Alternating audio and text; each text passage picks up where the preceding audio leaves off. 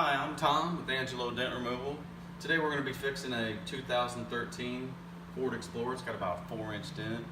Also, there's a small area here on the line where someone else tried to repair it. We're going to fix that too. I've got a couple small dents down here on the line. We're going to go ahead and take care of those as well.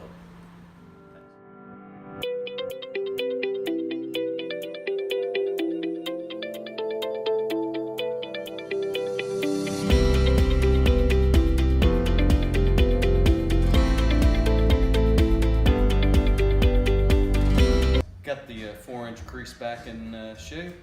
Body line's all back in shape. Corrected the other work from the other shop. Got that back into shape. There's the 2 dents down here at the bottom. Everything's 100% paintless, so there was no painting, no filler, no Bondo.